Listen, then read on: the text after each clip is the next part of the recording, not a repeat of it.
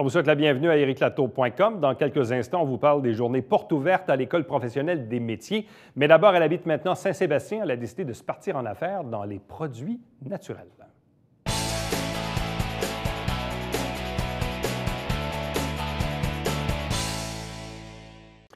Comme à chaque mois, le regroupement des travailleurs autonomes du Richelieu désigne l'un de ses membres comme étant le membre du mois. Et pour le mois de novembre, on a l'honneur de recevoir Stéphanie Guillot de Spirada Produits naturels. Elle est avec nous. Bonsoir et bienvenue. Bonsoir.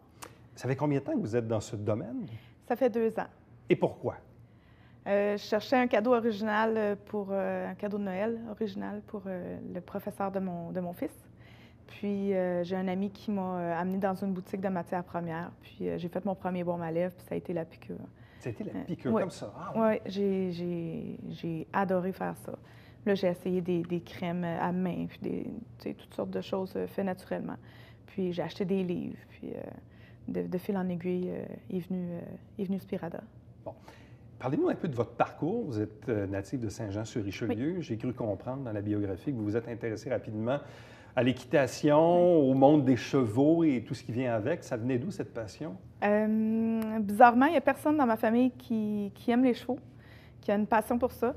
J'étais tout petite, j'ai vu la photo d'une amie à ma sœur. Elle avait un cheval à l'époque. J'ai vu la photo, puis ça a été une révélation. J'ai commencé à aimer les chevaux, puis à vouloir monter à cheval, puis tout ça. Puis ma mère, elle ne pouvait pas me le permettre. Donc, vu que je vivais dans une famille monoparentale, fait que c'est ça. Là, j'ai commencé à travailler. J'allais en vélo jusqu'à la ferme Fantasia à Iberville. Ouais. Je faisais Saint-Jean en vélo jusqu'à Iberville. J'allais faire des travaux. Puis, c'est ça. Je travaillais pour me payer des cours d'équitation puis me payer des compétitions éventuellement. Donc, vous avez fait ça pendant plusieurs années? Oui, plusieurs années. J'ai fait ça jusqu'à mes 16-17 ans comme il faut. Puis, j'allais même faire du porte-à-porte avec mes vieux jouets dans un traîneau. Je traînais ça dans les blocs appartements. Puis, je vendais mes jouets comme ça pour me faire plus d'argent.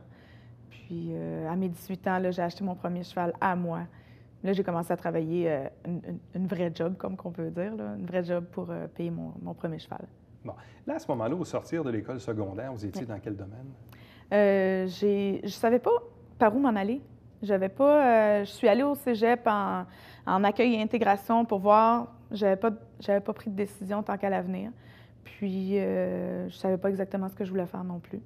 Donc, c'est ça. J'étais pas mal perdue. Là, vous avez travaillé quoi dans la vente d'articles de cuisine, c'est ça? Oui. J'ai été conseillère indépendante en vente directe pour la compagnie de Pampered Chef. Donc, j'allais chez les gens faire des présentations, puis je vendais mes articles de cuisine comme ça. Puis là, en 2007, vous êtes enceinte de votre premier enfant. Oui. Et là, vous développez une passion pour la photographie, oui. mais aussi la photographie d'animaux. Oui. J'ai toujours eu une passion pour les animaux. Puis, quand j'ai fait mes formations en photographie, que j'ai ouvert mon studio de photographie, je prenais des gens. Je faisais des mariages, des bébés, des familles. Puis, c'est vraiment par hasard, j'ai commencé à photographier mon chien en studio. Puis là, j'ai fait « Ah, c'est le fun! C'est un beau défi! » Alors, je me suis plus spécialisée en photographie animalière. Je me déplaçais avec mon studio chez les gens. Puis, j'allais photographier comme ça. Les animaux sont moins stressés aussi. Donc, j'allais photographier les chats, les chiens. Okay. J'ai fait des lapins, toutes sortes de mignons. Bon, par la suite, vous avez eu des ennuis cardiaques? Oui. J'avais une malformation cardiaque de naissance. On n'avait jamais mis le doigt dessus. Puis, c'est quand mon fils il avait à peu près 6 mois, j'ai fait une grosse crise. Je faisais des arythmies puis de la tachycardie. J'avais, comme on peut dire, pour vulgariser beaucoup, j'avais un fil électrique de trop, si on veut. Ouais. Puis, le Wolff-Parkinson-White. Exactement, le Wolff-Parkinson-White. Vous l'avez eu aussi, oui. Vous savez ce que c'est? J'ai été opéré aussi il y a quelques années. C'est ça. Donc, moi, ça a pris trois reprises pour qu'il réussisse à... Ah oui, 3 reprises? Oui, à l'enrayer parce que mon fil électrique de trop, il était sur mon bon fil électrique, si on veut. Alors, c'est ça. J'ai été opérée à 3 reprises pour ça. Et tout ceci vous a amené, dans le fond, jusqu'en 2012-2013, où là, vous a trotté dans l'esprit l'idée de vous partir à votre propre compte. Oui. Quand j'ai été opérée la première fois, ça a fait comme une révélation. Je ne voulais pas travailler pour quelque chose qui ne me passionnait pas. J'avais de la misère à me concevoir que j'allais passer ma vie à travailler à quelque part où je n'avais pas la passion. Donc, j'ai commencé à chercher des moyens de devenir travailleur autonome à mon propre compte, partir quelque chose vraiment de moi, là. Ouais. Puis, de là est venu, de fil en aiguille, j'ai essayé plusieurs choses, puis de fil en aiguille, je suis tombée sur Spirada qui a vraiment... ça m'a collé à la peau quand j'ai fait mes premiers produits. Spirada, dans le fond, c'est un nom qui s'inspire de vos 2 chevaux. Oui. Parce que vous avez toujours la passion des chevaux. Oh oui. Avez-vous encore la passion de la photographie aussi? Oui, encore. Ça demeure. Oh oui. Donc, Spirada pour Spirit et Texada. Exactement. Dans le fond, vos 2 chevaux. Et là, vous avez eu aussi une formation comme herboriste artisan. Qu'est-ce que c'est comme formation? C'est une formation pour pouvoir faire nos produits. Je ne peux pas prendre quelqu'un en clinique, lui concocter des choses pour qu'il prenne comme un breuvage ou des choses comme ça à l'interne. C'est vraiment une formation qui est spécifique à la fabrication de produits pour les soins corporels ou encore des cosmétiques, si on veut se faire les fards à joues, les crayons, des choses comme ça. C'est vraiment spécifique à ça. On ne peut pas prendre quelqu'un en clinique, en consultation. On n'est pas thérapeute. On est artisan. Bon, là, vous avez dit tantôt en introduction qu'un jour, en allant acheter un cadeau pour le professeur de votre fils, que là, bon, vous avez eu je sais pas, un coup de cœur pour les produits, fabriquer les produits et tout ça. Oui. Là, on est quelques années plus tard, on est en 2016. À quoi ressemble aujourd'hui Spirada Produits naturels? Spirada est en pleine expansion. J'ai un point de vente à Saint-Jean, à la Grenouille verte. Oui. Et puis, moi, je fais des salons aussi d'artisans. J'ai d'autres points de vente qui s'en viennent, un à Grande-Bay, un probablement en Gaspésie aussi. Puis, à la maison, à Saint-Sébastien, on est en train de rénover pour faire une boutique, un point de vente à la maison, où je vais offrir aussi des ateliers de confection pour montrer aux gens comment faire leur propre baume à lèvres, comment faire leur chasse moustique, des choses comme ça. Bon. Quelle est la diversité de produits en ce moment? Il y a de tout. J'ai 12 produits en tout. 12 produits? 12 produits. À titre d'exemple, c'est quoi? J'ai des baumes à lèvres. Ouais. J'ai des pommades pour quand on a les mains gercées ou les talons qui craquent. Ça, c'est mon gros favori. Il vend beaucoup, celui-là. J'ai un liniment pour les fesses de bébé. J'ai des beurres pour les pieds, pour relaxer les pieds. J'ai des huiles à massage. J'ai un gel désinfectant aussi sans alcool, donc c'est plus pratique pour avoir moins les mains secs. C'est aussi bon pour les enfants en haut de 2 ans, bien évidemment, vu qu'il n'y a pas d'alcool. Et ces produits-là sont bâtis donc manuellement par vous? Oui. À partir de la matière première que vous achetez? Oui, c'est ça. Je fais venir ma matière première ou je vais la chercher dans des boutiques à Montréal qui vendent de la matière première. Puis, il n'y a aucun agent de conservation qui va être chimique. S'il y a un agent de conservation, ça va être quelque chose que je vais aller chercher qui va être naturel.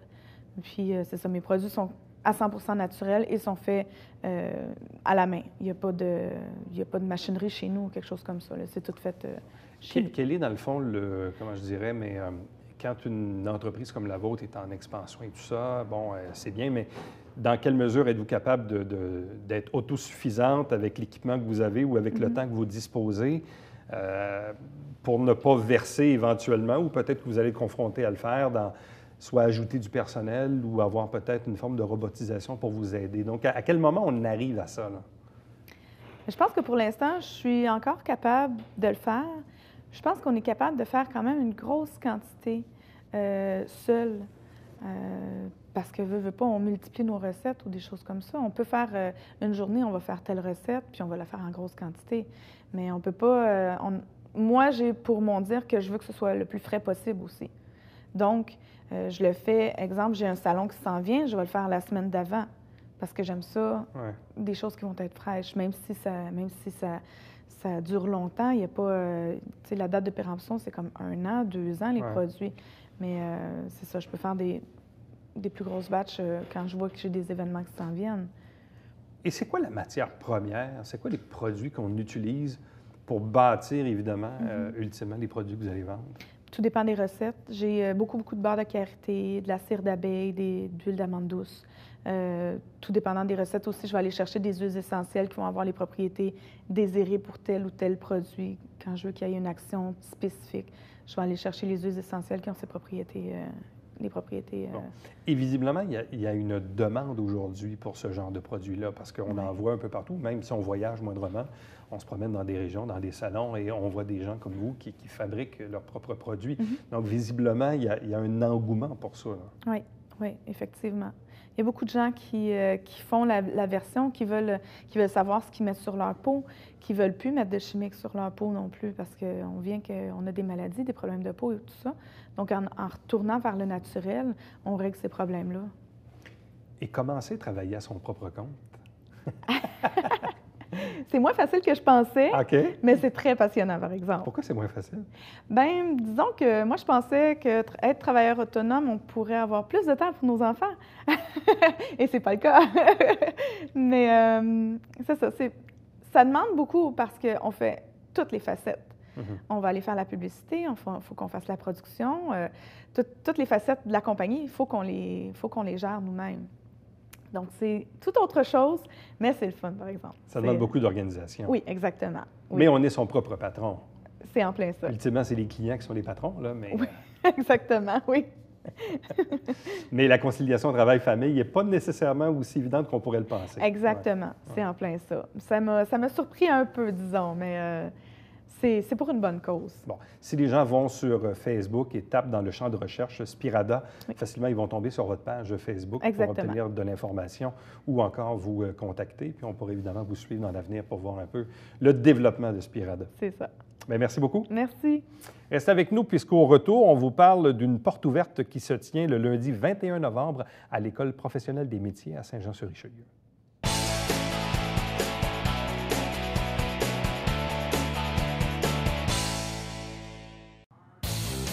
Salut, ici Alexandre Baudouin. Et François Trépanier. François, cette semaine à Sport Express, PCO et un invité spécial. Oui, Justin Parfait, un humoriste qui s'en vient bien connu. Ouais, ne manquez pas ça.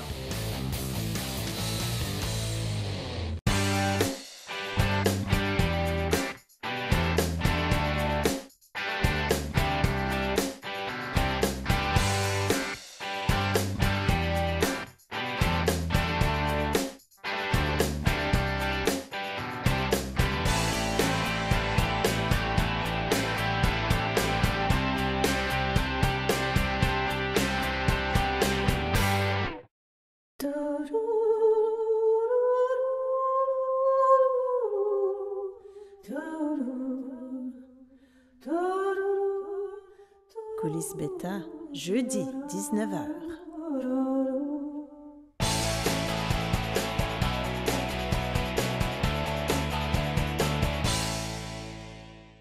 Lundi, le 21 novembre, de 9h à 20h, à l'École professionnelle des métiers de Saint-Jean-sur-Richelieu, mais dans les deux édifices, l'édifice Laurier et l'édifice Normandie, à la polyvalente Racicot, va se tenir des portes ouvertes. C'est toujours important pour le public en général, oui, pour des élèves de secondaire 5, mais vraiment pour le public en général, les parents ou même des gens qui sont actuellement sur le marché du travail et qui ont de l'intérêt peut-être à changer ou qui sont sur le chômage, ou bref, qui ont de l'intérêt pour les études professionnelles. On en discute avec nos deux invités. D'abord, Vincent Huard, qui est coordonnateur au service des ressources éducatives aux adultes et à la formation professionnelle. Bonsoir. Bonsoir.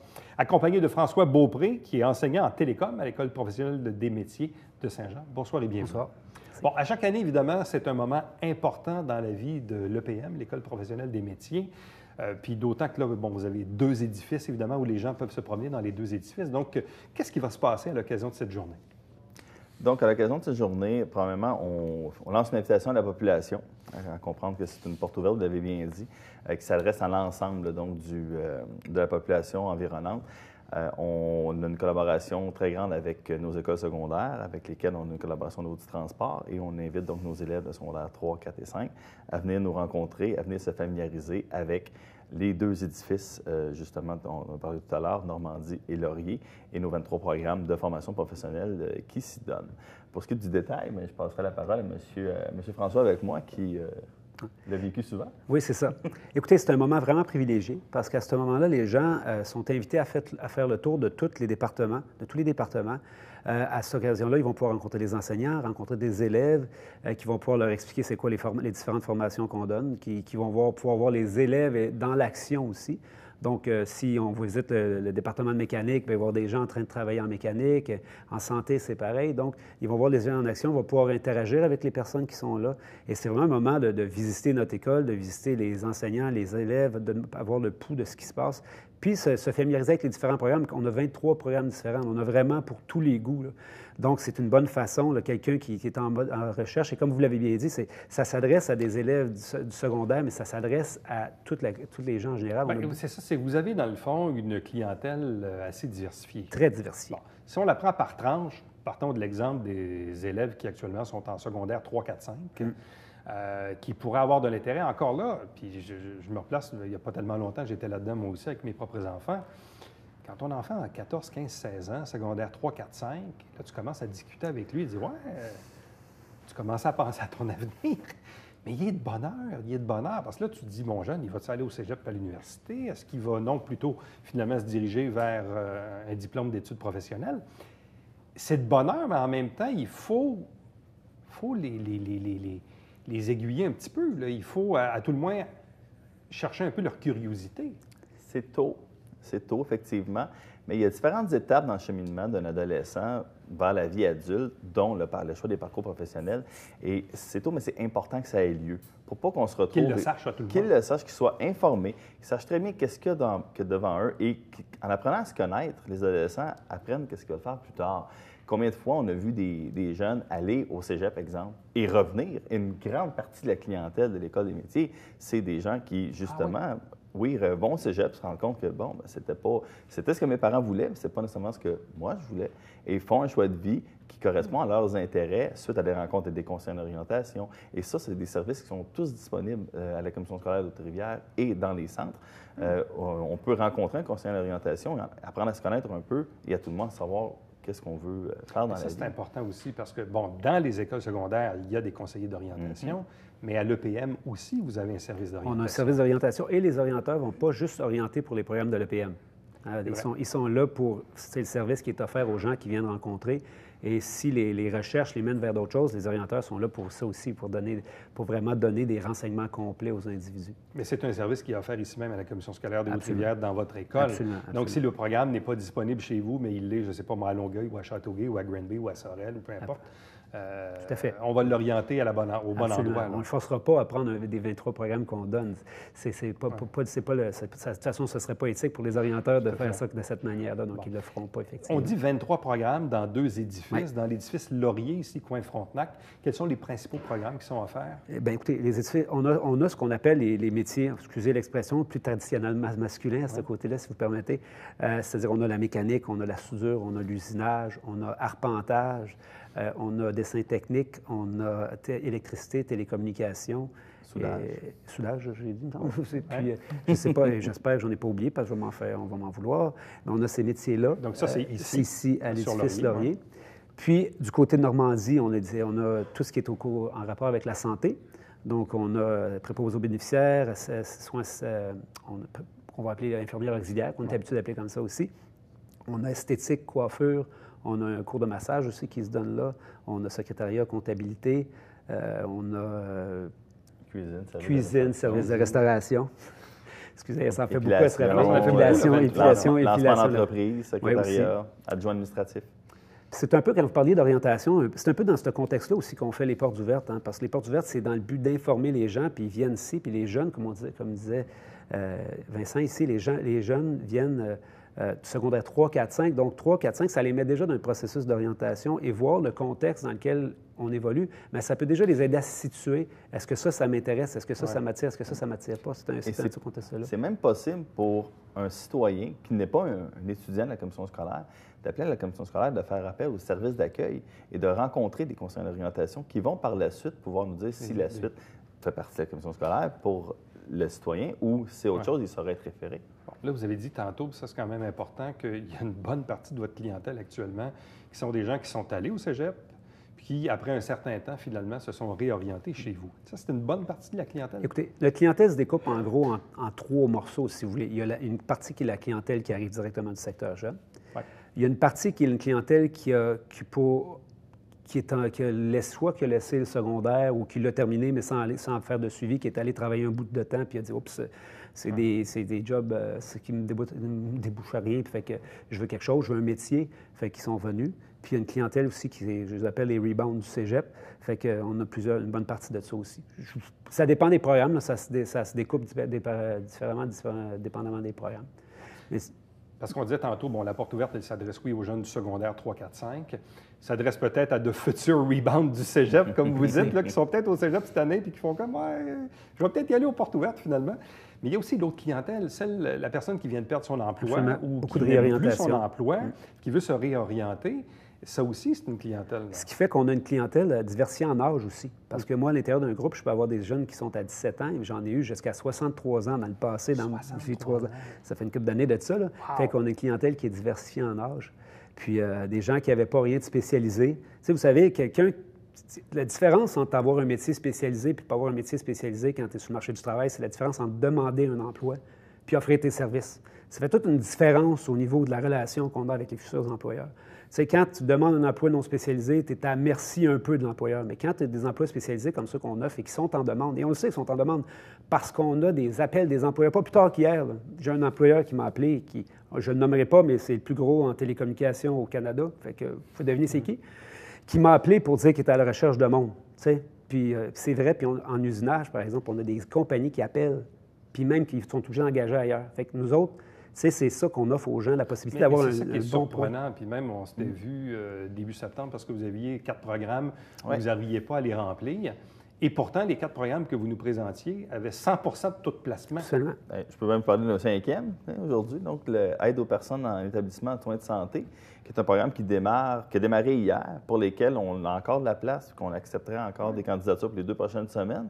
Eh bien, dans la seule région de Montérégie, on parle de 200 emplois dans le secteur public de disponibles et prêts à être comblés là maintenant. Et ça, c'est en plus de tous les emplois dans le secteur privé.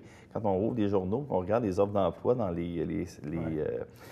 ne veux pas faire de publicité, là, mais les maisons de personnes âgées de ce monde, ça demeure qu'il y a un grand besoin à ce niveau-là.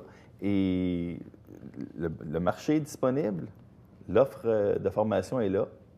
Les autres, notre job, c'est d'arrimer les deux. Puis on sait que les jobs sont là. Et on sait aussi, on entend souvent parler au Québec, il y a beaucoup de monde qui sont sans emploi. Et pourtant, notre emploi, c'est d'arrimer les deux en offrant des emplois, des bons emplois en C'est santé. ça, des bons excellent. emplois avec des taux de placement quand même assez importants. Là, dans le fond, sur les 23 programmes que vous offrez dans les 2 édifices, parce qu'autant vous aviez peut-être 4-5 programmes où on n'arrivait pas à combler les seuils pour pouvoir présenter le cours nécessairement, mais dans d'autres cours également, vous avez trop d'inscriptions. Il y a comme un juste Il y a milieu. des programmes comme électricité, évidemment, qui sont très populaires. On parle de construction à ce moment-là. On est plus en situation de liste d'attente, coiffure.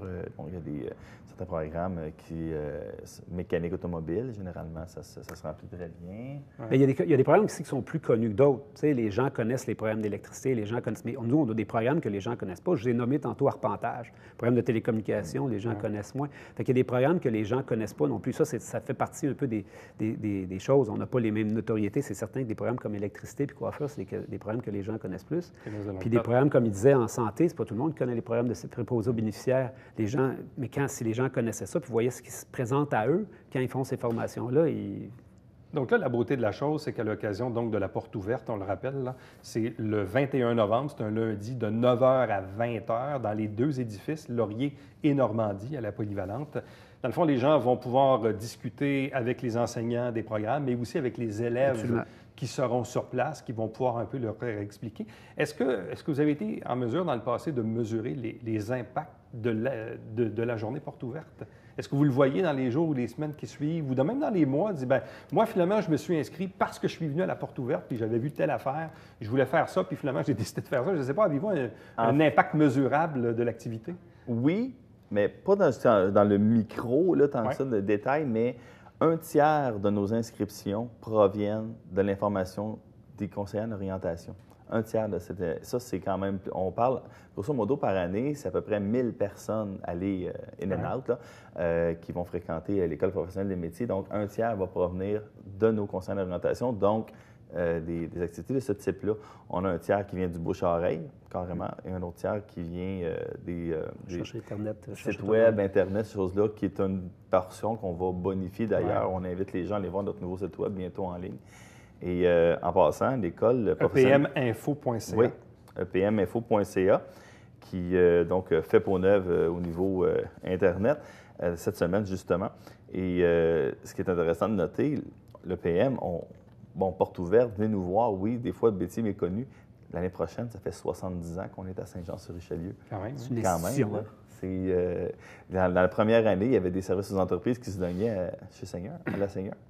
Et là, on parle de 70 ans plus tard et on est encore en train de vendre et valoriser parce que c'est important. Économiquement parlant, c'est un enjeu. C'est un acteur très important, l'École des métiers. Et ça, c'est sans compter, c'est plus politique, mais on sait que le Conseil scolaire milite depuis plusieurs années pour tenter d'avoir des crédits nécessaires du ministère de l'Éducation pour avoir qu'un seul édifice plus adapté aux besoins. Ça, c'est votre rêve, ça. notre rêve. Ça, c'est notre Allez-vous rêve. voir ça d'ici votre retraite? Ah, on va venir j'aimerais vous en parler. vraiment voir ça. On met de la pression sur le gouvernement. Puis la suite, comme vous dites, la suite à votre question, est-ce que quantitativement, c'est dur, mais effectivement, beaucoup de bouche à oreille. Puis nous autres, ce qui est intéressant, c'est ce qui arrive après ça, c'est que les gens viennent. Souvent, les jeunes vont venir le jour, ils reviennent. Et souvent, ça va être des parents, leur enfant l'a vu, qui vont venir voir le soir avec leur enfant. C'est intéressant aussi. Puis la suite logique de ça, c'est les gens viennent, puis dans un processus d'orientation, ils viennent faire des élèves d'un jour. Fait que là, ils s'informent pour l'élève d'un jour, viennent passer la journée avec nous autres, puis là, ils peuvent faire ça dans autant de programmes qu'ils veulent le faire. Alors, venez découvrir les 23 programmes offerts par l'École professionnelle des métiers de Saint-Jean dans les deux édifices à l'occasion de cette porte ouverte. À vous deux, merci beaucoup. Bonne chance. Merci. Restez avec nous puisqu'au retour, on vous présente le Babillard quotidien.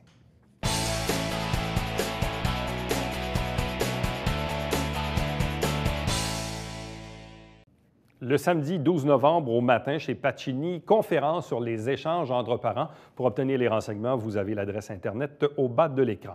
Chaque semaine, on vous présente des extraits des travaux du conseil municipal via l'émission Saint-Jean-sur-Richelieu. Et ne manquez pas, bien sûr, le télébingo le dimanche matin avec 3 500 $ en prix. Prochain rendez-vous, nous, c'est demain. Bye-bye.